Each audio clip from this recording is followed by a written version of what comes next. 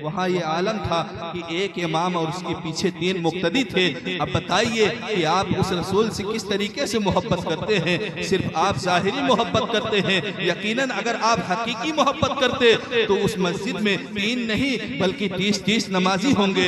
यकीनन आप अपने घरों में मौजूद रहते हैं लेकिन अपनी मस्जिदों में हाजिरी नहीं देते हैं। आप अपने घरों में मौजूद हैं, इसी वजह से मस्जिद नहीं जा सके, लेकिन ये तो लाजिम है कि नमाजें आप पर फर्ज है, अपने घरों में नमाजें पढ़ सकते हो।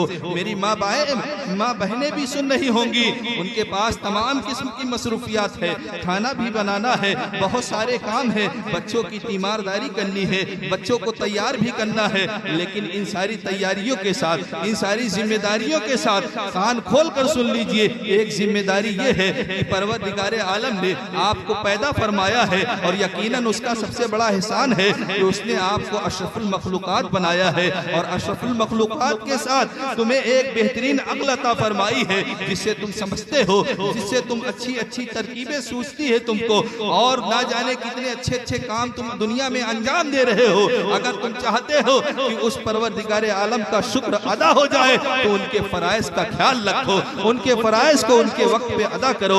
यकीन जानो यही वो नमाज है, तुम्हें यकीन जानो मरने के बाद अल्लाह तबारक व तआला महशर के मैदान में सबसे पहले इसी के मुतालिक तुमसे सवाल करेगा। हदीस पाक है, अव्वलो मा युहासबु बिहिल अब्द अस्सलात। आका की सीरत से नमाज भी मुताल्लिक। याद है वो जमाना, आका की सीरत बहुत मुख्तसर सा वाक़या, बहुत प्यारा वाक़या। अल्लाह के रसूल सल्लल्लाहु अलैहि वसल्लम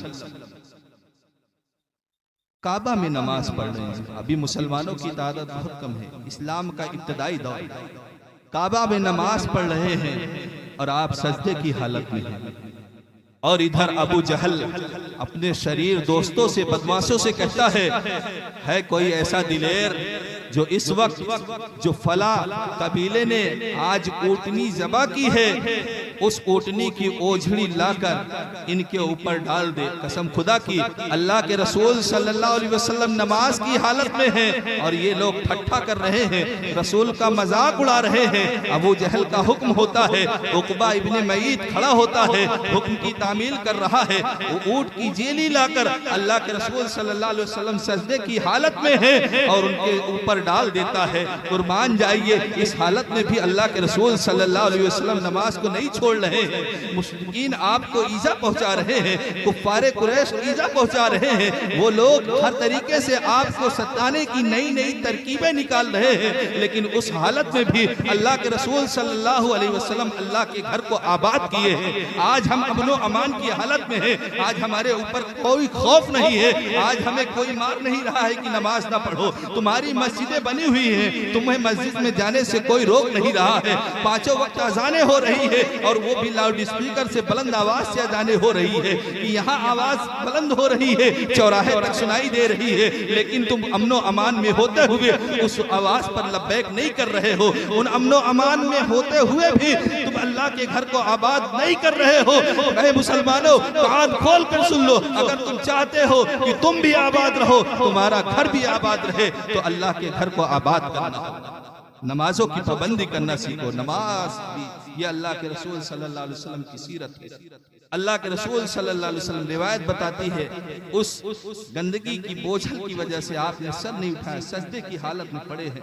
अल्लाह की बारगाह में आप सजदा रेज हैं और ये सारे मुशरिकीन ठट्ठा कर रहे थे। अबू जहल, उक़बा इब्ने मईद और उसके जितने शरीर साथी थे उस वक्त देख रहे थे, रसूल को ईज़ाएं देने की हर वक्त नई नई तरकीबें निकालते थे। वो लोग ठट्ठा कर रहे हैं, हंसी कर रहे हैं। उधर नन्ही फातिमा, हजरत फातिमा रज़ियल्लाहु अन्हा खातूने जन्नत है, जो उस वक्त बड़ी छोटी सी उम्र में है, आती हैं, देखती हैं और बुरा भला अपने मुंह से जो भी निकलता है कहती है। और नन्हे नन्हे हाथों से 6 साल की, गालिबन 6 साल की फातिमा उस ऊँट की गंदगी को अल्लाह के रसूल सल्लल्लाहु अलैहि वसल्लम के पुश्ते मुबारक से हटा रही है। अल्लाह के रसूल सल्लल्लाहु अलैहि वसल्लम ने उन काफिरों के बारे में, मुशरिकों के बारे में वहाँ भी रहमो करम से आपने उनके साथ काम लिया। आपने कोई बुरा भला नहीं कहा, बल्कि परवरदिगारे आलम की बारगाह में जब भी आपने कहा, यही कहा, ऐ परवरदिगारे आलम, इन्हें तू सीधा रास्ता बता, ये लोग नहीं जानते कि मैं तेरा रसूल हूँ। जब ये जान जाएंगे, और आपने दुआ भी यही फरमाया, कि ऐ परवरदिगार आलम, ये लोग नहीं जानते, ये लोग जिहालत में हैं, ये लोग अभी हमारी हकीकत को नहीं जानते, इन्हें हिदायत का रास्ता अता फरमा। अगर ये नहीं ईमान लाएंगे, उम्मीद है इनकी औलादे ईमान लाएंगे।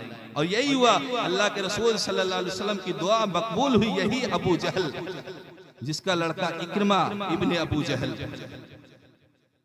जो सहाबी भी हुए और बहुत अजीम अजीम कारनामे भी अंजाम दिए। इक्रमा इब्ने बड़े बड़े जो उस वक्त सताने वाले थे, उनकी जब नस्लें आई हैं, वो अल्लाह के रसूल सल्लल्लाहु अलैहि वसल्लम का कलमा पढ़ते हुए नजर आई।